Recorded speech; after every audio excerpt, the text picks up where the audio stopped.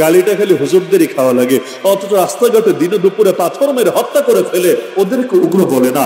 চাঁদার জন্য মানুষকে খুন করে ফেলে ওদেরকে উগ্র বলে না। রাস্তাঘাটে মানুষ এখন দিনে দুপুরে পর্যন্ত চলতে ভয় পায় যাদের জন্য, ওদেরকে পর্যন্ত উগ্র বলে না। ফেসবুকে একটা সমালোচনা করলে পর্যন্ত বাড়ি ঘরে এসে হামলা চালায়, ওদেরকে মানুষ উগ্র বলে না। এমনকি যাদের নেতাকে যদি গণতান্ত্রিক উপায়েও সমালোচনা করেন, পারলে যেন আপনার গিলে খাবে, ওদেরকে উগ্র বলে না। উগ্র বলে খালি হুজুরদেরকে। যাদের চাইতে শান্ত মানুষ এই দেশে দ্বিতীয় কাউকে খুঁজেই পাবেন না। এখন বলবেন কেন গালি দেয়? যদি হুজুরদের পক্ষ থেকে কিছু নাই হয়, এক হাতে তালি তো বাজে না, তালি তো দুই হাতেই বাজাতে হয়। না রে ভাই, এই কথা সব জায়গায় চলে না। কিছু মানুষের কারেন্ট এত বেশি থাকে, ওদের এক হাতেই তালি বাজতে থাকে। কি বিশ্বাস হয় না? না হলে এই পাগলাডারে কে খেপিয়েছিল? সারা বছর ওর ডিস্টার্ব কেন চলতে থাকে? বছরে এক মাসে পাগল হতে পারে, বুঝেন নাই? বছরে এক মাসে পাগল হতে পারে, অথবা কখনো রাগ বেশি হলে মুখ দিয়ে কথাবার্তা বের হতে পারে। সারা বছর একটা মানুষ এত পাগলামি করে কিভাবে? তো এত বড় মাকামে থেকে, তার মানে এদের এক হাতে তালি বাজে নাকি বাজে না? গতকাল ঘোষণা দিয়েছে আমাদের সিলেটেও নাকি নির্বাচন করার রেস্কো আছে তার ভেতরে। সিলেটের 19 আসনের যে কোনো আসনে একটা দলের সভাপতিরা তাও চ্যালেঞ্জ করে বলছে যে আমি যদি আপনার সাথে দাঁড়াই, আপনি পারবেন আমার সাথে পাস করতে? মানে আল্লাহর বান্দা পাস করবে।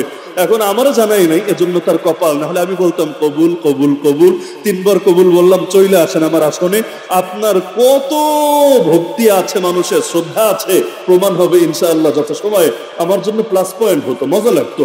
ওই বেদাতিরা বিভিন্ন সময় চ্যালেঞ্জ দেয়, 1 কোটি টাকা, 10 কোটি টাকা, 100 কোটি টাকা। বেদাতিরা আবার কোটির নিচে বোঝে না, মালপানি ভালোই তো পায়, এজন্য মাশাআল্লাহ চ্যালেঞ্জটাও বড় অঙ্কের হয়। আমাকে যে কয়েকবার চ্যালেঞ্জ দিয়েছে, আপনাদেরও মনে থাকার কথা, আমি চ্যালেঞ্জ নিয়েছি না? সেটা চিটাগাং থেকেই দেখ, আর ফরিদপুর থেকেই দেখ, আর দেশের যে মাথা থেকেই দেখ, আমি নিয়েছি।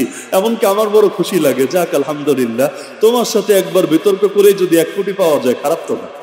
আমার মতো মানুষের জন্য 1 কোটি টাকা তো ছোটখাটো ব্যাপার না। তো 1 কোটি যদি পাওয়া যায়, খারাপ কিসের? তো বাংলাদেশে আবার যা বাজেট হয় পুরোটা হাতে আসে না, মাঝখানে কিছু এদিক সেদিক চলে যায়। ওই রকম যদি 50% যায়, তাও তো লস না। একদিনে যদি 50 লাখ কামানো যায়, খারাপ কিসে? আমি কবুল বলে রাজি হয়ে যাই, কিন্তু আল্লাহর বান্দাদের টর্চ লাইট দিয়েও খুঁজে পাওয়া যায় না। তো বাতিলের হালতটা এমন, ওদের এক হাতেই তালি বাজতে থাকে। না হলে মুসলমানরা নরেন্দ্র মোদীর কি ক্ষতি করেছে? কাশ্মীরের স্বাধীনতা কেড়ে নিল কেন?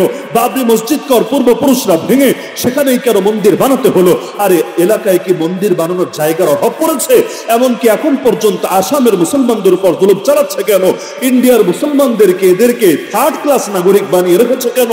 এমনকি এক গরু রক্ষার নামে হাজার হাজার মুসলমানের উপর নির্মম জুলুম চালালো কেন? কোন জবাব আছে?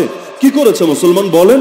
জ্বরে রাস্তায় একদিন দৌড়ানি দিচ্ছে, অথবা ধৈর্য জুতার মালা পরায় দিচ্ছে, অথবা ডিম মারছে, কিছু তো বলতে পারবেন না। কিচ্ছু করে নাই, কিচ্ছু না। এরপরও ঠিকই এভাবে লেগে আছে। তাহলে বাতিলের কি তালি বাজতে 2 হাত লাগে না 1 হাতেই তালি বাজে? ইসরায়েলের কি দরকার ছিল কাতারের বুকে ঢুকে মুজাহিদদেরকে শহীদ করার চেষ্টা চালানো? আমেরিকার কি দরকার ছিল চুক্তি করে আফগানিস্তান ত্যাগ করার পরও আফগানিস্তানে আবারও ঢুকে সেখানকার মর্দে মুজাহিদদেরকে শহীদ করা? এমনকি আমেরিকা সারা জীবন দুঃখ করে, আমাদের টুইন টাওয়ার গেল রে, মুসলমান আমাদের দেশে ঢুকে আমাদের মারল রে, এজন্য মুসলমান কট্টর বলে না? তুইও ভাই একই কাজই তো করস, আরেক দেশে ঢুকে ওই দেশের মানুষ মারস। এই যে ইরানে ঢুকে মুজাহিদদের মারে নাই? ইসরায়েল মারে নাই? সারা দুনিয়া ঢুকে গুপ্ত হত্যা চালায়। এমনকি বাংলাদেশে আল্লামা বাবুনগরের মৃত্যু কি স্বাভাবিক ছিল? যারা জানেন তো জানেন, যারা জানেন না জানার চেষ্টা করেন, অন্তত পরিবারের কাছে গিয়ে তাদের মতামতটাই শুনে দেখেন। আগে পরে সব ঘটনা মিলানোর পর আপনার আকলি সাক্ষ্য দেবে। কি দরকার ছিল এই মুরব্বী মানুষগুলোকে গুপ্ত হত্যা করার? কি দরকার ছিল তাদেরকে? আমাদেরকে তাও তো জেলে পাঠিয়েছে, একদিন আবার জেল থেকে মুক্তিও মিলেছে, তো তাদেরকে দুনিয়ার বাইরে পাঠিয়ে দেওয়ার কি দরকার ছিল? তার মানে ওদের নীতি হলো, যাকে চ্যালেঞ্জ মনে করবে তাকে দুনিয়া থেকেই বিদায় করে ছাড়বে। এটা কট্টরপন্থা হবে না, এটা উগ্রবাদ হবে না। নাহলে সুমাইয়া রাদিয়াল্লাহু আনহা বৃদ্ধ সাহাবী, আবু জাহাল গালি দিল, তিনি জবাব দিলেন না। আবু জাহালের হাতে একটা বর্ষা ছিল, বর্ষা বুঝেন? এখন তো টেডা যুদ্ধ হয় বিভিন্ন এলাকায়, আপনাদের আশপাশেও হয়।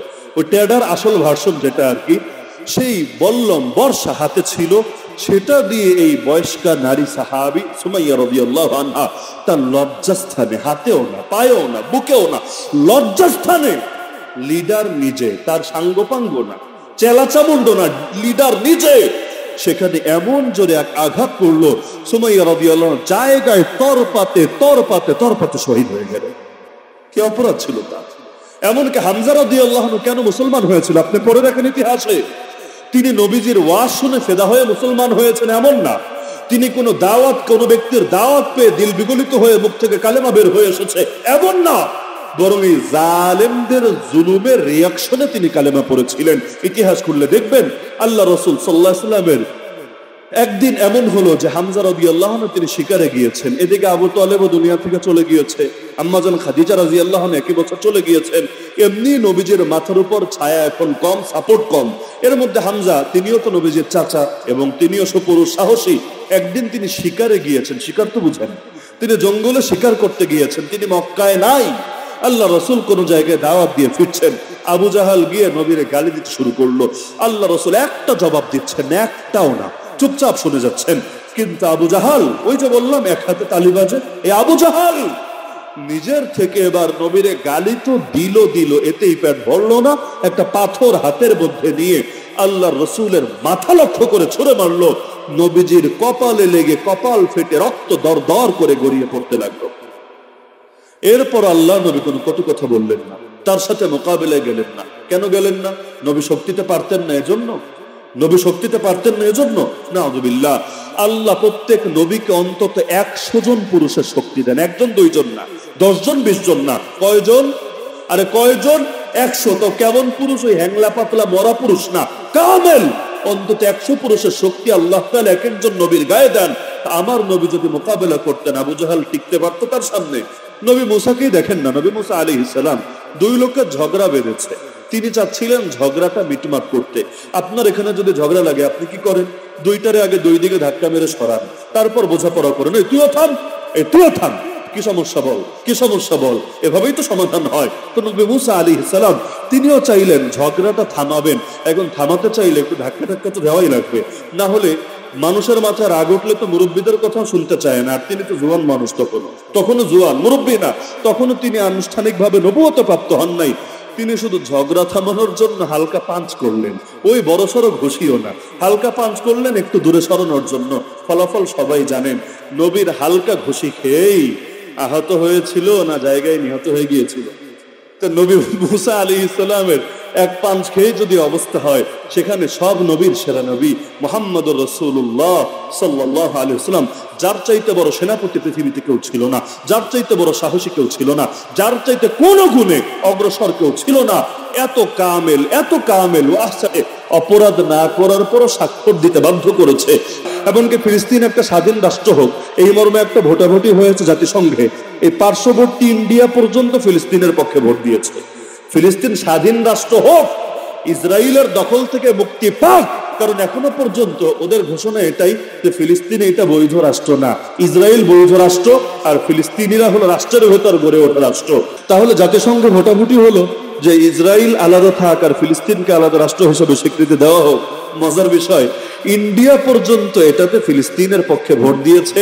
আর এখানে যে যুবক ছেলেরা আছে, এরা যার ভক্ত, অনেকেই, সবাই না হলেও অনেকেই, সে আর্জেন্টিনা ইসরায়েলের পক্ষে ভোট দিয়েছে, ফিলিস্তিন রাষ্ট্র না হোক এটার পক্ষে ভোট দিয়েছে। মহব্বত, আপনাদের তো মহব্বত রাখার জায়গা নেই। পারলে আসমানে পতাকা উড়ে দেন, বাড়ির ছাদ ইয়া বড় করে পতাকা বানায় নেন। মনে রাখেন, যার সাথে যার মহব্বত তার সাথে তার, কি জানেন তো এটা কি আমার বানানো কথা? মান তাশাব্বাহা বিকাওমিন ফাহুয়া মিনহুম ওয়ালা তারকানু ইলাল্লাযীনা যালামু ফাতামাসসাকুমুন নার। কোরআনের কথা, হাদিসের কথা, ইসলামের কথা। তো যার সাথে যার মহব্বত তার সাথে তার কিয়ামত, এটাই যদি চূড়ান্ত সত্য হয়, তাহলে ওদের সাথে কিয়ামতে দাঁড়ানোর জন্য মানসিকভাবে রেডি হতে থাকে।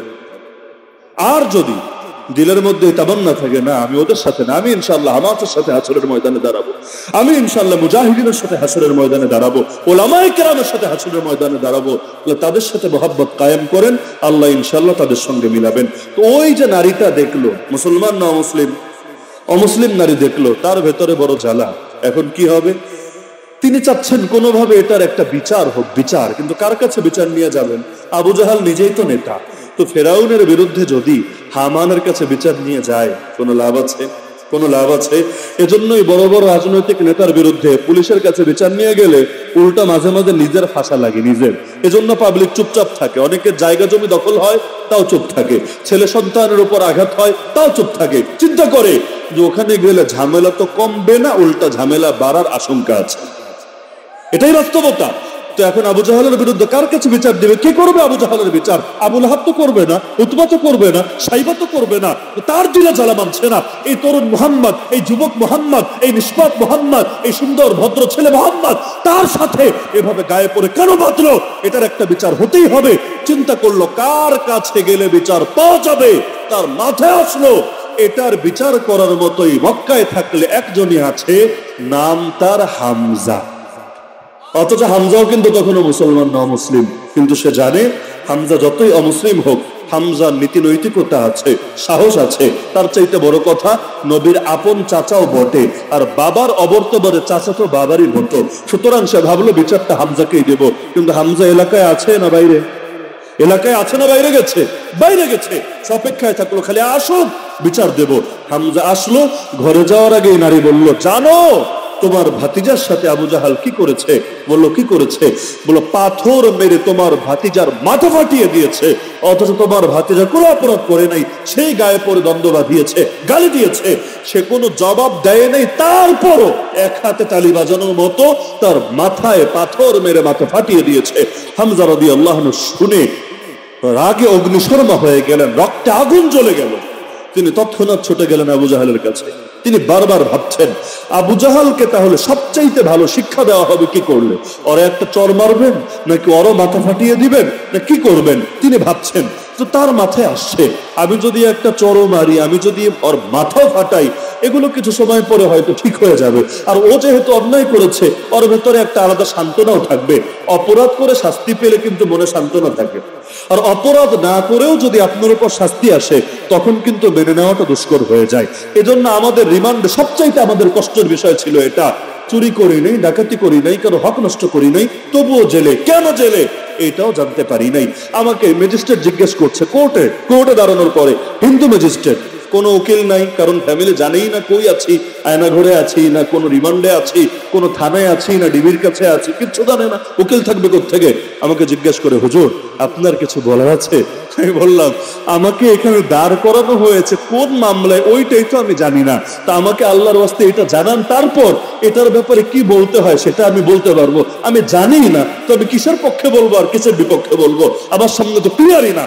পুরো রিমান্ডে বারবার বলছিলাম যে আমাকে অন্তত এটা জানান যে কোন মামলায় আমাকে দেখাচ্ছেন। ছবি তো ঠিকই তুলছেন, ভিডিও তো ঠিকই করছেন, তার মানে পত্রিকায় যাচ্ছে, তার মানে টেলিভিশনে দেখাচ্ছে, কিন্তু আমারও তো অন্তত জানার অধিকার আছে কোন অপরাধে আমাকে শো করা হচ্ছে। একজনও বলে নাই, খালি বলে সময় হলে জানবেন, সময় হলে জানবেন, সময় হলে জানবেন। পুরো রিমান্ড খাটা শেষ, জানি নাই। পরে জেলে যাওয়ার পর শুনি, যারা পত্রপত্রিকা সেখানে পড়তো, রেডিও শুনতো, তারা বললো হুজুর আপনার নামে তো এইরকম কথা প্রচারিত হয়েছে। তখন বুঝলাম এইরকম মামলা দেওয়া হয়েছে। তো অপরাধ না করেও মাইর খেলে কষ্ট বেশি লাগে না? মাদ্রাসায় মনে করেন দুষ্টুমি করেছে একটা বাচ্চা, মাইর খেলো আরেক বাচ্চা, কি ভাল লাগে না? কষ্ট বেশি লাগে। ওই বাসায় অনেক সময় হয়। ওই দিন একজন শোনালো যে বুড়া মানুষ শুনলো, আমরা যখন ছোট ছিলাম 6-7 ভাই ছিলাম আমরা, তো যেহেতু এত পিঠাপিঠি ভাই এক ঘরে, সারাদিন তো দুষ্টুমি মারপিট চলতেই থাকে। তো কখনো মনে করেন এমন হতো একজনের ধাক্কা লেগে গ্লাস পরে ভেঙে গেছে, কিন্তু এটা তো বিশাল ব্যাপার। আম্মা জানলে তো খবর আছে, আব্বা জানলে তাও যা, আম্মা জানলে তো খবর আছে। ঝাড়ুর বাড়ি লাগবে না কিসের কি লাগবে আল্লাহ ভালো জানে। তা আমরা যেটা করতাম, সুন্দর করে এটাকে সাজিয়ে আবার টেবিলে রেখে দিতাম ওই ভাঙা অবস্থায়, আর অপেক্ষায় থাকতাম আমার কোন ভাইটা খালি যায়। ও গেলে ওর ধাক্কা লাগলে তো এটা এমনি পড়ে যাবে, ভাঙা তো। খালি যদি কেউ যেত আর কোনোভাবে ধাক্কা লেগে এটা পড়তো, সঙ্গে সঙ্গে চিল্লান শুরু করতো, আম্মা ও আম্মা গো, সব শেষ করে দিল গো। এখন আম্মা এসে তো আর কোনো কথাবার্তা নাই, ঠাস ঠাস করে আরে মারতো। হুজুর সেই মজা লাগতো, একটা কামের কাম হয়েছে, অপরাধ করে মাইরটা খাই নাই, আর ওরা একটা শিক্ষা দেওয়া গিয়েছে। বাচ্চাকালের দুষ্টুমি যা হয় আর কি। তো এখন তিনি চিন্তা করছেন যে আবু জাহাল তো অপরাধ করেছে, আরে মাইর দিলেও অত লাগবে না, কি করলে লাগবে। এবার তার মাথায় একটা প্ল্যান আসলো, সুবহানাল্লাহ, মানে আল্লাহ কিভাবে কবুল করে, প্ল্যান আসলো। তিনি গিয়ে বলেন, তোর এত বড় সাহস, তুই আমার ভাতিজার গায়ে হাত তুলেছিস, তার মাথা ফাটিয়ে দিয়েছিস, ওয়া আনা আলা দীনিহি, অথচ আমিও তো তার ধর্মের অনুসারী, তার ধর্মকে কবুল করেছি, তো তোর হিম্মত থাকলে পারলে আমার সাথে লাগবে কি? বাস্তবে তিনি ধর্ম কবুল করেন নাই, বাস্তবে তিনি কালেমা পড়েন নাই, বাস্তবে তিনি মুসলমান হন নাই। বললেন কেন? আবু জাহালকে শিক্ষা দেওয়ার জন্য। বললেন কেন? আবু জাহালকে শিক্ষা দেওয়ার জন্য, ভিন্ন কোনো মাকসাদই নাই। আবু জাহাল এটা শুনে এমন ভাবে শক হয়ে গেল, কি জবাব দিবে, কি মারবে, ওর মাথায় কাজ করছে না। হায় হায় হায়, এটা হলো কি? কারণ হামজা ছিল আর এক হাত, ওমর হলো আর এক হাত, এমন এক হাল তোর ডাইন হাত বাম হাত সব শেষ হয়ে যাচ্ছে, মানে ওর মাথায় ধরছে না। আব ক্যা হোগা? কিন্তু মাঝে মাঝে হয় না বাসার চাইতে কঞ্চি বড়, হয় না বাসার চাইতে কঞ্চি বড়? প্রধান নেতা বা প্রধান নেত্রী দেখা যাবে মুরব্বীকে ডেকে নিয়ে পাশে বসে চা খাওয়াচ্ছে, আর এদিকের পাতি নেতা, 2 পয়সার নেতা যে ঠিক মতো ভাতও পায় না, সে গিয়ে আলেম ওলামার সাথে মাহফিলের স্টেজে ঝগড়া লাগাই দিচ্ছে। কি হয় নাই?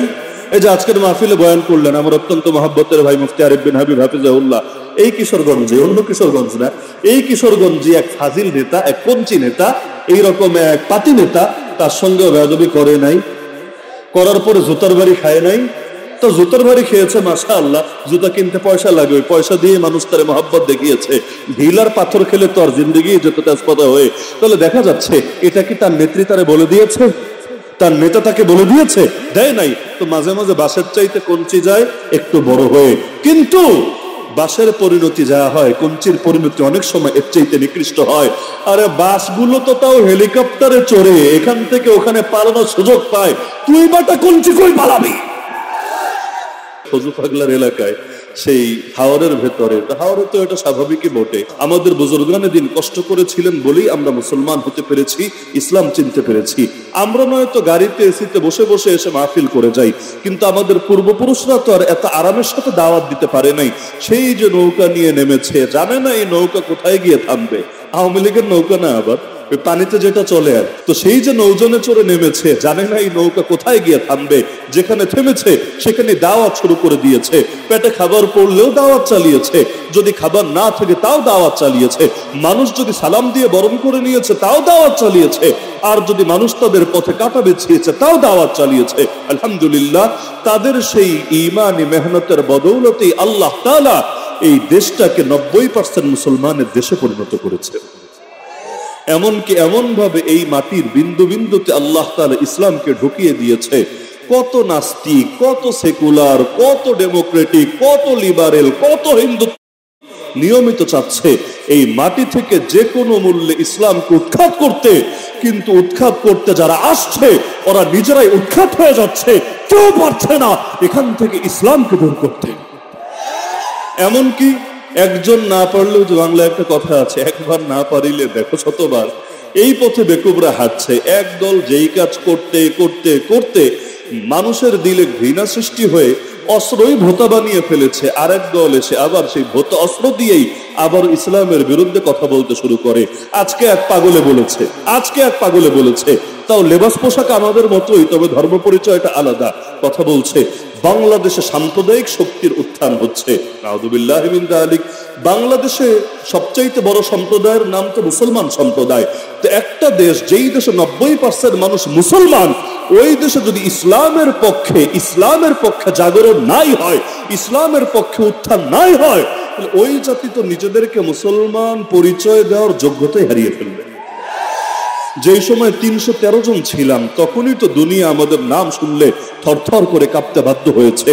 আল্লাহ রাসূল বলেন, নুসিরতু বির-রু'বি মাসিরাতা শাহরিন, 1 মাসের রাস্তা, 1 মাসের রাস্তা দূরে থাকতেই আল্লাহ আমাকে এমন একটা মুজিজা দিয়েছে, আমার কথা শুনলেও বাতিলের দিলের মধ্যে ভয় ঢুকে যায়, বাতিলের ভেতরে আতঙ্ক তৈরি হয়ে যায়।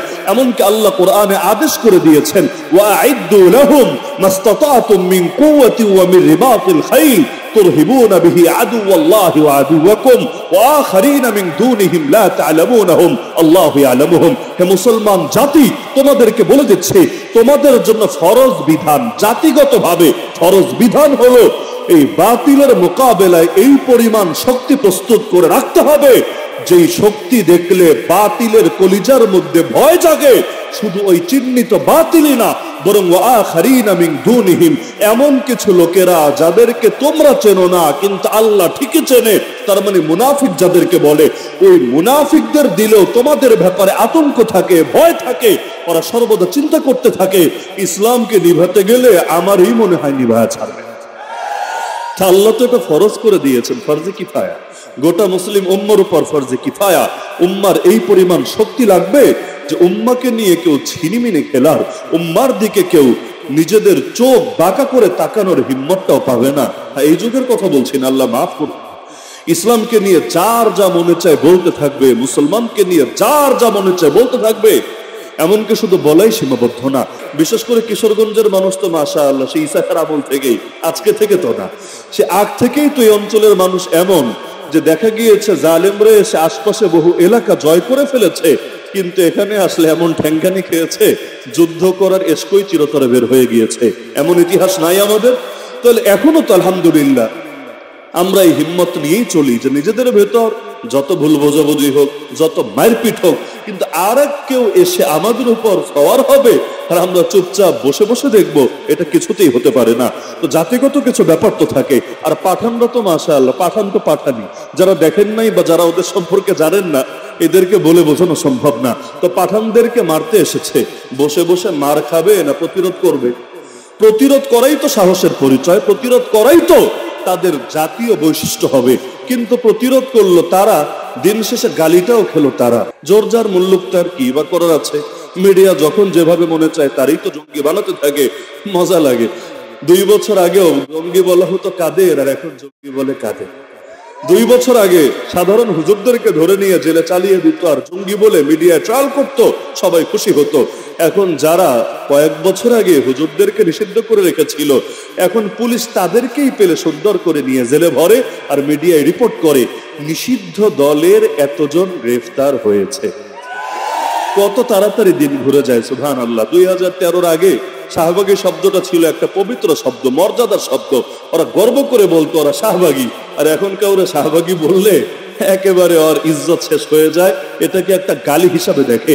এমনকি কোনো হুজুরও যদি এমন থাকে যে শাহবাগ শরীফে গিয়ে ওদের সাথে একাত্মতা পোষণ করেছে, এখন যদি আপনি বলেন কিও শাহবাগী হুজুর কেমন আছেন, দেখবেন তেলে বেগুনে জ্বলে উঠেছে। কেন? আল্লাহ তাআলা এই শব্দটাই এমন ভাবে পচিয়ে দিয়েছে, ওদের গর্বই ওদের জন্য লজ্জার বিষয়ে পরিণত হয়ে গিয়েছে। তো ইসলামকে কে গালি দিয়ে, ট্যাগ দিয়ে জুলুম করে দমানো যাবে? সম্ভব না। মহাব্বত টাকা দিয়ে কেনা যায় না, মহাব্বত জোর করে আদায় করা যায় না। ইসলামের মহাব্বত আল্লাহ মানুষদের দিলে এমন ভাবে ঢুকিয়ে দিয়েছেন, আরে সরকার আর কি, রাজা আর কি, দুনিয়ার প্রেসিডেন্ট আর প্রধানমন্ত্রী আর কি, সব রাজা সেরা রাজা আমাদের দিলের উপর যিনি রাজত্ব করেন তিনি তো হলেন রওজায়ে আতহারে শুয়ে থাকা নবী মুহাম্মদুর রাসূলুল্লাহ সাল্লাল্লাহু আলাইহি ওয়াসাল্লাম। আপনি বলেন প্রধানমন্ত্রীর রাজত্ব আমাদের দিলে বেশি না নবীর রাজত্ব আমাদের দিলে বেশি? এই যে রুহানি রাজত্ব, এটা কিভাবে কেড়ে নেবে? এমনকি এজন্য মুসলমান প্রয়োজনে নিজের জীবন কোরবান করবে। নেতারই তো ছাড়েন, নেতাও যদি নবীর দুশ্মনের মৃত্যুতে ব্যথা প্রকাশ করে, ওই নেতার বিরুদ্ধে পর্যন্ত তার কর্মীরাই চিৎকার করে জেগে ওঠে যে নেতাজি তোমার থেকে এটা আশা করি নাই যে তুমি নবীর দুশমন, গণহত্যা সমর্থক, ইসলাম আর মুসলিম উম্মার এত বড় শত্রু, তার মৃত্যুতে তুমি উল্টা কষ্ট পাবা, উল্টা নিন্দা জানাবা, উল্টা শোক প্রকাশ করবা। তো তোমার মতো নেতার আমাদের দরকারই নেই। কাজী নজরুলের একটা কবিতাও ছিল, রাসূলের অপমানে যদি না কাঁদে তোর মন, মুসলিম নয় মুনাফিক তুই, রাসূলের দুশমন। আল্লাহ হেফাজত করুক। তো এই জন্য এই চেতনা, এই আবেগটা ধরে রাখবেন। দ্বীনের জন্য যত কোরবানি দিবেন ইনশাআল্লাহ দ্বীনের মহব্বত দিলের মধ্যে তত বেশি আসবে। কোরবানি না দিলে মহব্বত আসে না, কোরবানি না দিলে মহব্বত আসে না। মাদ্রাসায় ছাত্র যদি 100টা থাকে, যেই ছাত্রটার জন্য আমি শিক্ষক হিসাবে আমার পরিশ্রম বেশি থাকবে, মেহনত বেশি থাকবে, মুজাহাদা বেশি থাকবে, তাকে নিয়ে আমার প্ল্যান, পরিকল্পনা, আমার স্বপ্ন, আমার মহব্বত এগুলো বেশি থাকবে। সন্তান নিয়েও দেখেন না, দুনিয়াতে আপনার সন্তানের বয়সী বাচ্চা তো কতই আছে, কিন্তু আপনার সন্তানের জন্য এত দিল কেন কাঁদে?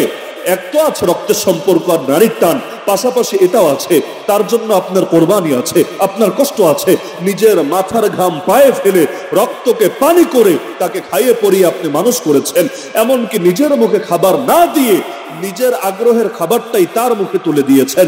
মুরগি কিনে এনেও রানটা নিজের প্লেটে না তুলে তার প্লেটে তুলে দিয়েছেন। এই যে এত কোরবানি, এটা তো আর বৃথা যাবে না। ওই কোরবানির দ্বারাই মহব্বত তৈরি হয়। আল্লাহ চাইলে মাদেরকে এত কষ্ট না দিয়ে বাচ্চা পাঠাতে পারতেন, নাকি পারতেন না? আল্লাহ পারতেন না? নাউযুবিল্লাহ, অবশ্যই পারতেন। তাহলে এত কষ্ট কেন হয়? এত কষ্ট কেন? এমনকি স্বাভাবিক শুধু প্রেগন্যান্সির কষ্ট তা তো নাই, ডেলিভারির সময় তো এই পরিমাণ কষ্ট হয়। আপনাকে ধরে আপনার 10-20টা হাড্ডি ভেঙে দিলে যতটা যন্ত্রণা হবে, একজন নারীর নরমাল ডেলিভারি হলে এর চাইতেও বেশি যন্ত্রণা হয়। আর যাদের সিজার হয় তাদেরও সাময়িকভাবে হয়তো কষ্টটা ওই সময় কম হয়, কিন্তু গোটা জীবনের জন্য তাকে এই কষ্টটা বয়ে বেড়াতে হয়। না পারে ভারী একটা জিনিস উঠাতে, প্রথম দিকে তো নিজের বাচ্চাটারাও পারে না কোলে নিতে। এই যে সারাটা জীবন এত কষ্ট করতে হয়, এমনকি বাচ্চা জন্ম হয়ে যে স্বাবলম্বী তাও তো না। মুরগির বাচ্চা জন্ম হয়ে কেমন, বান্দরের বাচ্চা জন্ম হয়ে কেমন। বান্দরের বাচ্চা তো জন্ম হয়ে লাফানো শুরু, পরে লাফানোর ট্রেনিংও দিতে হয় না। মানে জন্মগত ভাবে এক একটা নিজম মজুমদার, জন্মগত ভাবে এক একটা ফজু পাগলা। মানে এই পরিমাণ কারেন্ট এক একটার গায়ের মধ্যে থাকে, পরে শিখিয়ে দিতে হয় না, ও এমনি লাফাতে জানে। অপর দিকে মানুষের বাচ্চা কত অসহায়, কিচ্ছু করতে পারে না। এই যে পুরোটা নির্ভরশীল থাকে মায়ের উপরে। বাবা অর্থ দেয় ঠিক আছে, কিন্তু মার জন্যই তো কোরবানিটা সবচাইতে বেশি হয়। কেন? এর কেনর জবাব পাবেন আপনি পরবর্তী মহাব্বতের মধ্যেও একটা নজর দেন না। মায়ের কোরবানি বেশি, মায়ের দিলে আল্লাহ মহাব্বত ঢেলে দিয়েছেন বেশি। তাহলে কোরবানি দিলে মহাব্বত কমে না বাড়ে? ইসলামের জন্য আমার কি কোরবানি আর ফিলিস্তিনের মানুষদের কি কোরবানি বলেন? যার কারণে আমি আপনি কত সহজেই ইসলাম থেকে সরে যাই। আর আল্লাহর বান্দারা 70 বছরের বেশি সময় হলো চোখের সামনে প্রতিদিন কত লাশ দেখছে। নিজের বাবা, নিজের মা, প্রত্যেকের পরিবারেই বিপুল পরিমাণ শহীদের স্মৃতি নিয়ে তারা বয়ে বেড়াচ্ছে। এরপরও দেশ ছেড়ে চলে যাচ্ছে না। চলে গেলে তো নিজে বাঁচতেই পারে, চলে গেলে তো নিজে নিরাপদ হতেই পারে। তো সবাই যদি চলে যায়, মসজিদ আকসাকে স্বাধীন কে করবে? সবাই যদি চলে যায়, এই জিহাদকে জারি কে রাখবে? সবাই যদি চলে যায়, এই নেতানিয়াহু আর ইহুদিদেরকে উচিত শিক্ষা কে দেবে? সবাই যদি চলে যায়, কালেমার পতাকা পথ করে কে উড়াবে? এজন্য এই কোরবানি জিনিসটা যেন তেন ভাববেন না। ইসলামের জন্য সবচাইতে বেশি কোরবানি ছিল নবীজির। সমস্ত নবীদের কোরবানি সমস্ত উম্মতের চাইতে বেশি। হাদিসের মধ্যে আছে আশাদ্দুন নাসি বালাআন আল আম্বিয়া, সবচাইতে কঠিন পরীক্ষায় আক্রান্ত হন নবীরা। কেন? নবীদের ঈমান উম্মতের চাইতে কম এজন্য? নাউযুবিল্লাহ, প্রশ্নই আসে না। বরং নবীদের ঈমান বেশি এজন্য। তার মানে যার ঈমান হবে যেমন, তার উপর পরীক্ষা এবং কোরবানিও আসবে তেমন। আল্লাহ রাসূল হাদিসে বলেন, ইউবতালার রাজুলু বিহাসাবি দীনিহি, প্রতিটা ব্যক্তিকে তার দিনদারি আর তার ঈমান অনুপাতে পরীক্ষা হবে। আরে বেলালে হাবশির যত কঠিন পরীক্ষা হলো, আমি আলী হাসান উসামার তো এত কঠিন পরীক্ষা হচ্ছে না কেন? আমার ঈমান তার চাইতে বেশি এই কারণে না রে ভাই। ওই কেজি ওয়ানের বাচ্চার পরীক্ষা হয় একরকম, আর অনার্স মাস্টার্সে যে আছে ওর পরীক্ষা হয় আরেক রকম। প্রত্যেকের যোগ্যতা যেমন, যোগ্যতার লেভেল যেমন, তার পরীক্ষাটাও হয় তেমন। ওই মাস্টার্সের ছেলের মতো যদি কেজি ওয়ানের বাচ্চারে কেউ পরীক্ষা দিতে চায়, ওই শিক্ষককে দৌড়ানো দিয়ে স্কুল ছাড়া করবে।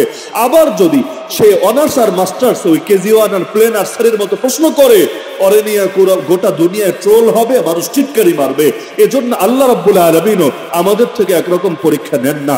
যার ঈমানে যত পাওয়ার, আল্লাহ তার থেকে তেমন পরীক্ষাটাই নেন। আল্লাহ সাধ্যের বাইরে বোঝা চাপিয়ে দেন না। এজন্য জীবনে যদি পরীক্ষা কম আসে, বেশি খুশি হয়ে যায় না। আমাদের হালত তো এমন, আমার জেলে যাওয়া লাগে নাই, বিশাল বড় বুজুর্গ হয়ে গেছে, আমার দিনের জন্য কখনো হুমকি ধমকি পেতে হয় নাই, তো কি হয়েছে রে ভাই?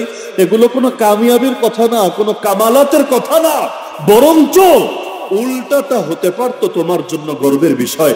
এজন্য জেল খেটেছে, কিন্তু জেল নিয়ে গর্ব করে না এমন কোন হুজুরটা আছে আমারে বলে? অথচ চোররা কি জেল খাটা নিয়ে গর্ব করতে পারে? ডাকাতরা কি জেল খাটা নিয়ে গর্ব করতে পারে? কোন অপরাধী কি জেল খাটা নিয়ে গর্ব করতে পারে? পারে না। কিন্তু আলেম ওলামারা জেল খাটা নিয়ে গর্ব করে কিনা, এমনকি এটাকে এমন ভাবে উপস্থাপন করে পাবলিকও যাতে জেল খাটতে রেডি হয়ে যায়। রেডি হয় মানে কি, যদি দিনের জন্য যাওয়া লাগে হুজুর আমিও যেতে রেডি আছি, এইরকম মানসিকতা যদি সবার মধ্যে চলে আসে। এজন্য যারাই জেল খেটে এসেছে, জেল নিয়ে তার আলোচনা করেছে নাকি করে নাই? কেন করেছে? এই কারণেই করেছে, পাবলিকের দিল থেকে জেলের ভয়, জুলুমের ভয়, হামলার ভয়, মামলার ভয়, গুমের ভয়, আয়না ঘরের ভয়, ক্রসফায়ারের ভয়, ফাঁসির ভয় সব যদি বের হয়েই যায়, ইনশাআল্লাহ এদের হাত ধরেই আগামীর বাংলাদেশ ইসলামের বাংলাদেশ হবে। কারণ ইসলাম নিয়ে ষড়যন্ত্র ছিল, ষড়যন্ত্র আছে, ষড়যন্ত্র থাকবে। ষড়যন্ত্র করে না তখন যখন সেটাকে চ্যালেঞ্জ মনে করে না। যখনই চ্যালেঞ্জ মনে করে সেটাকে দমানোর জন্য সবাই তেড়ে আসে। সবাই জানে ইসলাম হলো আলো, আলো যদি জ্বলে যায় অন্ধকার টিকতে পারবে না। আলো জ্বললে অন্ধকার থেকে সম্ভব, আর আলো নিভে গেলে অন্ধকারকে ডেকে আনতে হয় না, অন্ধকার আপনা আপনি চলে আসে। এজন্য আপনি দেখেন বেলাল হাবশি কি ছিল, সে কোনো পাবলিক ফিগার না, কোনো সেলিব্রিটি না, কোনো নেতা না, তার দল নাই, তার কর্মী নাই, তার সমর্থক নাই, তার ফলোয়ার্স নাই, কিছু নাই। তো এই বেলাল মুসলমান হলেই কি অমুসলিম হলেই কি এটা নিয়ে আর মনিবের চিন্তা করার কি দরকার? সে একটা গোলাম, গোলাম তো গোলামরে ব্যক্তি স্বাধীনতা দেও না, তোমার কি সমস্যা? হ্যাঁ, বড় কেউ যদি মুসলমান হয় বুঝলাম, তারে দেখে 10 জন হতে পারে, তো গোলামরা দেখে আবার কে মুসলমান হবে? তো ওর মতো চলতে দে না, কিন্তু দিচ্ছে না। বেলালকে নিয়ে এমন ভাবে জুলুম করছে, সে মরুভূমির উপর শুয়ে দিল, মরুভূমির উত্তপ্ত বালি, এটাই তো সহ্য করা সম্ভব না, তার উপর বুকের উপরে আবার ভারী পাথর দিয়ে চাপা দিয়ে রাখছে। এরপর বেলালকে বারবার বলছে ইসলাম ছাড়, মোহাম্মদকে ত্যাগ কর, ইসলাম থেকে নিজেকে আলাদা কর। বেলাল নো মুসলিম, অত দোয়াগুলো তো জানে না, অত আয়াত হাদিসও জানে না, যেটা জানে বা সেটাই বলে দিচ্ছে। আঙ্গুল একটা উঁচু করছে আসমানের দিকে আর চিৎকার করে বলছে আহাদ আহাদ আহাদ আহাদ। আমরা যেমন বলি কুল হুয়াল্লাহু, কুল হুয়াল্লাহু আহাদ, আহাদ মানে হলো এক। বেলাল বলছে এক এক এক, যতই মারো মুখ দিয়ে বহুত্ববাদের কথা বের হবে না, যতই মারো মুখ দিয়ে শিরকের কথা বের হবে না, যতই মারো মুখ দিয়ে আল্লাহ ছাড়া, নবী ছাড়া অন্য কারো প্রতি আনুগত্যের কথা বের হবে না। তাহলে বেলালের মতো একজন সাধারণ মানুষকে মেনে নিতে পারছে না। সুমাইয়া রাদিয়াল্লাহু আনহা একজন বৃদ্ধা সাহাবী, কোন তরুণীও না, যুবতীও না, বৃদ্ধা সাহাবী, যার ছেলেই তখন জুয়ান, আম্মার বিন ইয়াসির। আম্মার রাদিয়াল্লাহু আনহা মাই হলো সুমাইয়া রাদিয়াল্লাহু আনহা। তা আম্মার নিজেই তো যুবক, তার মা, তাহলে বয়স যে একেবারে কম না, এটা তো বোঝাই যাচ্ছে।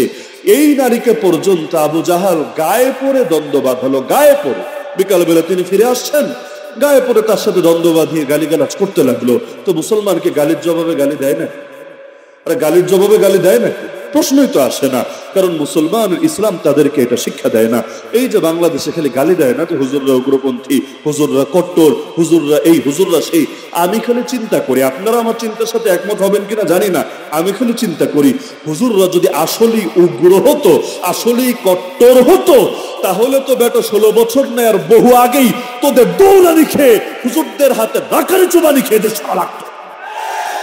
13 সালের রক্তের বদলেই যদি হুজুররা নিতে যেত, বাংলাদেশে হুজুর কম নাকি? হুজুর কম নাকি? প্রতিটা হুজুরের ফ্যামিলি নাই, প্রতিটা হুজুরের বন্ধু বান্ধব মহাব্বতের লোক নাই।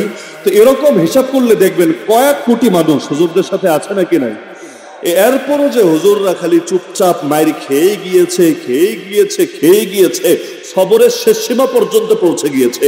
মানে যত সবর করা সম্ভব এর শেষ মাকাম পর্যন্ত তারা সবরের পরিচয় দিয়েছে। এত কিছুর পর এজন্য জুলুম যখন বেশি বেড়ে যায়, বাংলায় বলে পাপ বাপকেও ছাড়ে না, পাপ বাপকেও ছাড়ে না। তখন অনেক হাউমাউ আর এগুলো করেও কোনো লাভ হয় না, কারণ ভেতরে রাগ যখন বেড়ে যায় মানুষ তখন হিতাহিত জ্ঞান অনেক সময় হারিয়ে ফেলে। তো এখন আবু জাহাল চুপ, কথা বের হচ্ছে না। ওর পাশ থেকে এক পাতি নেতা, এক সাঙ্গপাঙ্গ, এক ডালপালা, সে দাঁড়ায় বলল তোর এত বড় সাহস হামজা, আজকে তোরে শেষ করে দিব, আজকে তোরে শেষ করে দিব। এখন ও তো বোঝে নাই, কিন্তু আবু জাহাল তো জানে হামজার গায়ে যদি একটা টোকাও লাগে, টোকা নবীর তো মাথা ফাটিয়েছে, হামজার গায়ে যদি একটা টোকাও লাগে, ওই পাতি নেতা যাবে যাবে আবু জাহালের 14 গোষ্ঠী নিধন হবে। কারণ হামজার ঠেলা খাওয়ার মতো যোগ্যতা ওর ভেতরে। ও বলে চুপ থাক, তুই চুপ করে বস, আমি ওর ভাতিজাকে মেরেছি, ও তো আমাকে কিছু বলতেই পারে, সুতরাং তোরা কেউ প্রতিবাদ করবি না, তোরা চুপ থাক। তখনও কিন্তু হামজা মুসলমান হন নাই, পয়েন্ট বুঝেন, তখনও মুসলমান হন নাই। তা কেন বললেন? ওরা শিক্ষা দেওয়ার জন্য। বাড়িতে আসার পর তার মাথায় কাজ করলো, হায় আল্লাহ আমি এটা কি করলাম। জীবনে কোনোদিন মিথ্যা বলি নাই, আজকে মিথ্যা বললাম। আরব নেতাদের বৈশিষ্ট্য ছিল এটা, যে ওরা আর যাই করতো মিথ্যা বলতো না। কেন? যে মিথ্যা বললে ওদের অনুসারীরা ওদেরকে আর নেতা মানবে না। কারণ মিথ্যুক মানেই ধোঁকাবাজ, মিথ্যুক মানেই প্রতারক, মিথ্যুক মানে অবিশ্বাসী। তো বিশ্বাসী যদি না থাকে ওরা আর নেতা মানার কি অর্থ থাকে? এজন্য ওরা কাফের হওয়ার পরও মিথ্যা বলতো না, এই ব্যাপারে তারা সতর্ক থাকতো। আর বাংলাদেশে মাশাআল্লাহ কাফের লাগে না, মুসলমানরা বিশেষ করে নেতাজিরা এত মিথ্যা বলে, এত মিথ্যা বলে, এত মিথ্যা বলে যে মিথ্যার উপরে এদেরকে নোবেল দিলেও এদের হক আদায় করার মধ্যে ত্রুটি থাকবে। মুক্তিযুদ্ধ করে নাই তো ভুয়া মুক্তিযুদ্ধের সাজে। এমনকি মুক্তিযুদ্ধ তো আমাদের জন্মেরও আগের কাহিনী, কিন্তু 2 দিন আগে যেটা হলো জুলাই আন্দোলন, ওই সময় ভয়ে ফেসবুকে একটা পোস্ট দেয় নাই। এইরকম কিছু লোক এখন জুলাই যোদ্ধার সার্টিফিকেট নিয়ে বসে আছে। এমনকি যাদের বিরুদ্ধে জুলাই আন্দোলন, ওই দলেরও কেউ কেউ জুলাই যোদ্ধার কার্ড নিয়ে ঘুরে বেড়াচ্ছে। কি বাস্তব বলছি না অবাস্তব? তো 1 বছর আগের কাহিনী নিয়ে যদি এটা হয়, তাহলে 10 বছর পর, 50 বছর পর এই ইতিহাস নিয়ে কত বিকৃতি হতে পারে। শুকরানা মাহফিল হয়েছিল একটা, আপনাদের মনে থাকার কথা। এত হুজুরের সামনে, এমনকি প্রধানমন্ত্রীর সামনে পর্যন্ত দাঁড়িয়ে তার বিশেষ এক লোক বলল, শাপলা চত্বরে কেউ মরে নাই। নাউযুবিল্লাহি মিন যালিক। এমনকি প্রধানমন্ত্রী নিজেও তো সংসদে দাঁড়িয়ে বলেছিল না, রক্ত মেখে শুয়েছিল, কেউ মরে নাই। আমরাও তো বলি বিগত জুলাইতে কেউ মরে নাই, কারো বাড়িতে আগুন লাগে নাই, কেউ দেশ থেকে পালায় নাই। একজন ট্যুরে গিয়েছে, অনেকদিন ধরে ঘোরাফেরা হয় না, আর বয়ফ্রেন্ডের সাথে মাঝে মাঝে দেখা সাক্ষাৎ লাগে। একজন ট্যুরে গিয়েছে, আর বাকিরা আসলে এমনি কেউ রং লাগিয়েছে, কেউ কেউ মজা করেছে, কেউ আগুন দিয়ে ফিলটা কেমন আসে এটা অনুভূতি নেওয়ার চেষ্টা করেছে। কারণ তোমরা আমাদের নিয়ে টিটকারি মারতে পারলে আমরাও পারবো তোমাদেরকে নিয়ে টিটকারি মারতে। কষ্ট বেশি দিয়ে ফেলছি নাকি আপনাদের? তো এখন হামজা রাদিয়াল্লাহু চিন্তা করলেন, হ্যাঁ আমি কি করলাম, মিথ্যা বললাম, এটা তো ঠিক হলো না আমার দ্বারা। এখন আল্লাহকে বললো, আল্লাহকে ইস্তেখারার মতো আর কি, আল্লাহকে বললো, আল্লাহ আমি তো কথা একটা বলে ফেলেছি, যদি এর মধ্যেই কল্যাণ থাকে তুমি আমাকে বাস্তবেই মুহাম্মাদের অনুসারী বানায় দাও, আর যদি কথাটায় ভুল থাকে তাহলে তুমি আমাকে এখান থেকে সরায় নাও, আর এই মিথ্যা থেকে কিভাবে প্রায়শ্চিত্ত করব এটা আমারে বুঝায় দাও। রাতের বেলা দোয়া করে বসলো, কারণ তারা মুশরিক ছিল কিন্তু নাস্তিক ছিল না, মুশরিক ছিল কিন্তু নাস্তিক ছিল না। মুশরিক বুঝেন, আল্লাহরেও মানে কিন্তু সঙ্গে অনেকে শরিক করে, আর নাস্তিক মানে আল্লাহর খেয়ে আল্লাহর পরে আল্লাহ আবার কি ওই আল্লাহরই অস্বীকার করে বসে। তো তারা কি নাস্তিক ছিল না মুশরিক ছিল? এমনকি আবু জাহালও মুশরিক ছিল, আবু লাহাবও মুশরিক ছিল, অথচ এই বাংলাদেশে বহুত নাস্তিক আছে। এমনকি ইবলিসও কিন্তু কাফের ছিল, কাফের, নাস্তিক না। আল্লাহ যখন বের করে দিচ্ছে তখনও বলছে রব্বি বিমা আগওয়াইতানি, হে আমার রব, হে আমার রব। তো আল্লাহকে যে রব বলে তারা নাস্তিক বলে? আরে তারা নাস্তিক বলে, ইবলিসও নাস্তিক না।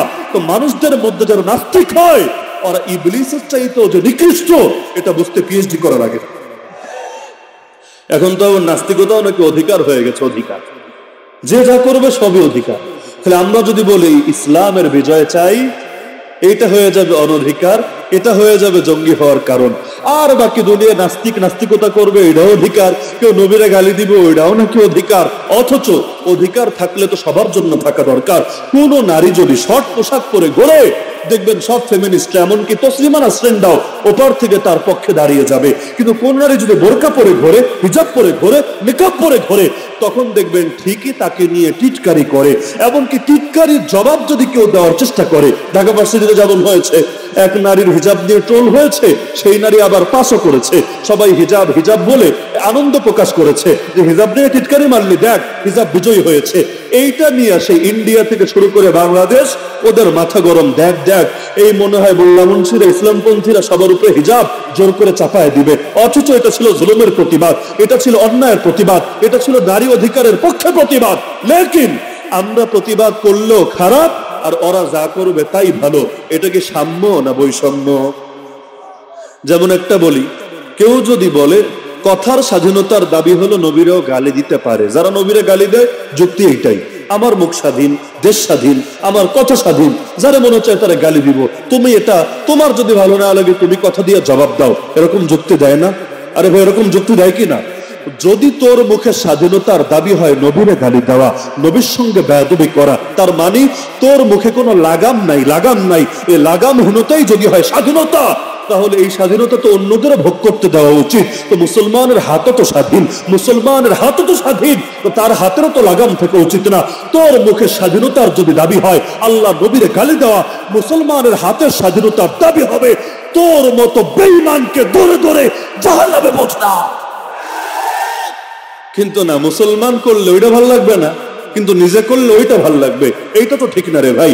তুমি যদি চাও মুসলমানের হাতের লাগাম থাক, নিজের মুখেও লাগাম দিয়ে রাখো, কিন্তু নিজের মুখে লাগাম দিবা না, খালি মুসলমানদের লাগাম পরে রাখার চেষ্টা করবা। এটা হবে না। কেউ পাবে আর কেউ পাবে না, তা হবে না। তা হামজা রাতে দোয়া করে শুইল, আল্লাহ দোয়া কবুল করলেন। সুবহানাল্লাহ বলবেন না? সকালে তার দিল ঝুঁকে গেল, ছুটে গেল ভাতিজার কাছে। ভাতিজার নাম মুহাম্মদুর রাসূলুল্লাহ সাল্লাল্লাহু আলাইহি ওয়াসাল্লাম। এতকাল কিন্তু নবীর জবানে আয়াত কম শোনে নাই, হাদিস কম শোনে নাই, তো দিল তৈরি ছিল না। এখন দিল তৈরি হয়ে গেছে, আলহামদুলিল্লাহ। আসল বিষয় তো দিল, দিল। নবী বলেছেন প্রতিটা মানুষের দিল ঠিক, সব ঠিক, দিল নষ্ট, সব নষ্ট। এজন্য দেখবেন ক্ষমতায় থাকলে ওয়াজ একরকম আসর করে, ক্ষমতায় না থাকলে আরেক রকম আসর করে। যেই টাকলাগুলা ক্ষমতায় থাকতে ইসলামকে রাষ্ট্রধর্ম হিসাবে দেখতে চায় না, সংবিধান থেকে রাষ্ট্রধর্ম ইসলামকে বিদায় করতে চায়, ওই টাকলারাও আপনাদের আশপাশে, ওই টাকলারাও ক্ষমতা চলে গেলে ওয়াজ মাহফিলে আইসা বয়ান শুই না, চোখ দিয়া পানি পড়ে, কান্দে আর কান্দে। তার মানে পার্থক্য হয় নাকি হয় না? আরে হয় নাকি হয় না? ক্ষমতায় যাওয়ার আগে মাজারে যায়, মাহফিলে আসে, মুহতামিমের কাছে যায়, পীরের কাছে যায়, ওয়াজ মাহফিলে ঘুরে ঘুরে দোয়া নেয়, জুম্মার দিন প্রথম কাতারে গিয়ে বসা যায়। আর নির্বাচনের পর ক্ষমতা পাওয়া গেলে 5 বছর আল্লাহর বান্দারে টর্চ লাইট দিয়েও খুঁজে পাওয়া যায় না। এমন হয় নাকি হয় না? তো হামজা এতকাল দিল তৈরি ছিল না, আলহামদুলিল্লাহ দিল তৈরি হয়েছে। এসে বলে, ভাতিজা আমাকে ইসলাম সম্পর্কে একটু বুঝাও না, আমাকে ইসলামের সৌন্দর্য সম্পর্কে কিছু তুমি ধারণা দাও না। আল্লাহ রাসূল সাল্লাল্লাহু আলাইহি ওয়াসাল্লাম ইসলাম সম্পর্কে কয়টা হাদিস বললেন, কয়টা কথা শুনালেন। সঙ্গে সঙ্গে সে বলে উঠল, আশহাদু আল্লা ইলাহা ইল্লাল্লাহ ওয়া আশহাদু আন্না মুহাম্মাদান আবদুহু ওয়া রাসূলুহু। তো হামজা মুসলমান হলো কারো দাওয়াত পেয়ে নাকি জালেমের জুলুমের বিরুদ্ধে প্রতিবাদ জানাতে গিয়ে? তাহলে এখান থেকে আমরা একটা বাস্তবতা বুঝতে পারি, ইসলাম এমন জিনিস, এটাকে যে দমাতে চায়, যত বেশি দমাতে চায়, ইসলাম তত বেশি শক্তি নিয়ে এগিয়ে যায়। দমাতে না চাইলে হালকা আগায়, দমাতে চাইলে স্পিড বেড়ে যায়। যেমন ধরেন, গাড়িতে চড়েছেন তো আপনারা সবাই, তাই না? বেশি লম্বা করবো না, আলহামদুলিল্লাহ আমাদের মহব্বতের ব্যক্তিত্ব মুফতি আতিকুল্লাহ সাহেব চলে এসেছেন, তিনি আলোচনা করবেন। আপনারা গাড়িতে চললে দেখবেন আপনার গাড়ি স্বাভাবিকভাবে আগাচ্ছিল, পাশ থেকে কোন ড্রাইভার উল্টাপাল্টা করে বারবার হর্ন টর্ন চেপে চাপা একটা দিয়ে ওভারটেক করে চলে গেল। এখন কি আপনার ড্রাইভার আগের মতোই চালায়, নর মধ্যেও কারেন্ট বেড়ে যায় কি? নর্মালি এটা হয় না? হ্যাঁ, মালিক যদি নিজে গাড়ি চালায় আবার আস্তে আস্তে চালায়, তার ভয় থাকে। কিন্তু ড্রাইভাররা যদি গাড়ি চালাতে দেয় না, তারে যদি এভাবে কেউ তার পাশে খেলা দেখায়, তাহলে তার গতি স্বাভাবিক থাকে না গতি বেড়ে যায়? তাহলে দুনিয়ার সিস্টেমটাই এমন। আপনি রাস্তা দিয়ে হাঁটছেন, এক দেয়ালে লেখা, কেউ ভেতরে তাকাবেন না। দেয়ালে লেখা, কোন বাড়ির দেয়ালে লেখা নাই, একটা বাড়ির দেয়ালে লেখা, কেউ ভেতরে তাকাবেন না। এই লেখা দেখলে কেউ আর তাকাবে না, তাই না? কেউ তাকাবে না, সবাই তাকাবে। কি রে, ভেতরে যদি কিছু না থাকে তাকাতে নিষেধ করলো কেন রে? বাচ্চারা তো ডাইরেক্টে তাকাবে, মুরব্বীরাও চিন্তা করবে, ডাইরেক্ট না তাকালেও চোখের কোনা দিয়ে দেখার চেষ্টা করি अंदर में क्या चल रहा है, না হলে এটা লেখার কি কারণ আছে? এজন্য আরবিতে প্রবাদ আছে, আল ইনসানু হারিসুন আলা মা মুনিআ, মানুষ নিষিদ্ধ জিনিসের ব্যাপারে বেশি আগ্রহী থাকে। এই দেশে যে হুজুরদেরকে নিষিদ্ধ করতে চেয়েছে, ওই হুজুরদের জনপ্রিয়তা কমেছে না বেড়েছে? আমেরিকা ইসলামকে দমাতে চেয়েছে, মুসলমানদেরকে দমাতে চেয়েছে, সারা দুনিয়ায় মুসলমানের সংখ্যা কমেছে না বেড়েছে? ইতিমধ্যে 200 কোটি ছাড়িয়েছে। এখন কাফেররাই বলছে, ওরাই লেখালেখি করছে যে এখন দুনিয়াতে 220 কোটি আছে খ্রিস্টান, 200 কোটি প্লাস আছে মুসলমান। কিন্তু যেভাবে ইসলাম আগাচ্ছে, আগামী কিছুকালের মধ্যে মুসলমানই 1 নম্বরে চলে আসবে, খ্রিস্টানরাও 2 নম্বরে চলে যাবে। তা আমাদের উপকার করলো না ক্ষতি করলো? উপকার করলো না ক্ষতি করলো? ইসলামকে যতই দমাতে আসবে ইনশাআল্লাহ নিজেরাই দমে যাবে। ওই প্রথম থেকে শেষ আমার মূল বার্তা কিন্তু একটাই, এই যে আশপাশ থেকে যে পাগলাগুলা ইসলামের বিরুদ্ধে ওলামাদের বিরুদ্ধে কথা বলছে, এর কারণে ওলামারা এখন আর মাহফিলে দাওয়াত করছে না, এর কারণে এখন আর কেউ ওয়াজ মাহফিল শুনতে আসছে না, এর কারণে কেউ আর মসজিদ মাদ্রাসা দান করছে না, এর কারণে মসজিদের মুসল্লিও হচ্ছে না।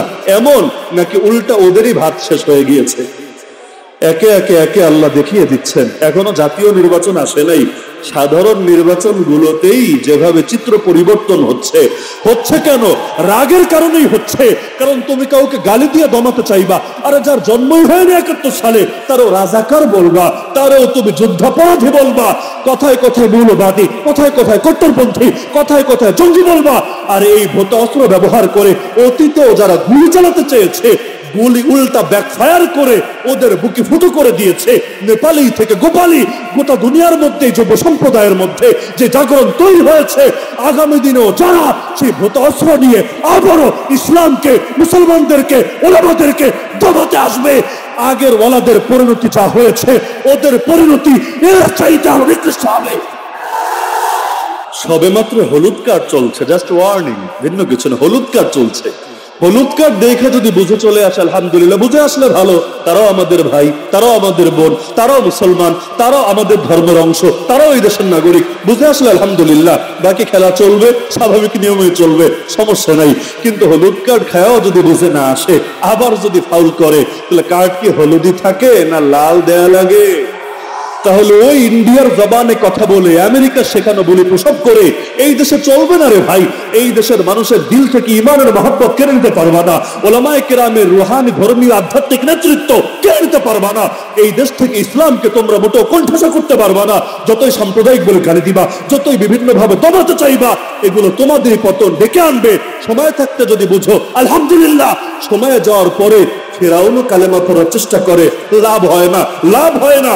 সুতরাং সময় থাকতে যদি বোঝো, অন্তত ইজ্জতের সাথে বাকি দিনগুলো কাটার ব্যবস্থা হলেও হতে পারে। কিন্তু সব ব্যাপারে আপোষ চলে না। নবীর ব্যাপারে আপোষ আছে নাকি? কেউ যদি খতমে নবুয়তের ব্যাপারে আল্লাহ রাসূলের শানে পক্ষে অবস্থান না নিয়ে কাদিয়ানীদের পক্ষে অবস্থান নেয়, তাহলে মুসলমানের দিল আর মহব্বত থাকবে না, ঘৃণা তৈরি হবে।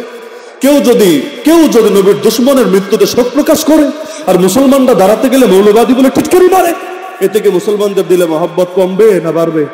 কমবে, কমবে, কমতে কমতে এক পর্যায়ে ঘৃণা তৈরি হবে। সুতরাং এই যে কোরবানি দিচ্ছি আমরা ইসলামের জন্য, এর দ্বারা ইসলামের প্রতি মহব্বত যাতে আমাদের বাড়ে। আর সর্বযুগের বাস্তবতাই এটা, ইসলামের পক্ষে চলতে গেলে, ইসলামের পথ কথা বলতে গেলে টুকটাক বাধা আসবেই আসবে। বিশেষ করে নবীদেরকে বেশি বাধা দিত কারা? গরিবরা না নেতারা? ফেরাউন কি কে ছিল? নমরুদ কে ছিল? হামান কে ছিল? কারুন কে ছিল? আবু জাহাল, আবু লাহাব কে ছিল? সুতরাং ক্ষমতাসীনরা, এস্টাবলিশমেন্ট যদি বিপক্ষে চলে যায়, ভয় পাওয়ার কোনো কারণ নাই। রাত যত গভীর হবে, ভোর তত নিকটে চলে আসবে ইনশাআল্লাহ। রাত 3টার সময় হাঁটতেও ভয় লাগে, না জানি কি হয়, তো দিলে আবার আশাও থাকে।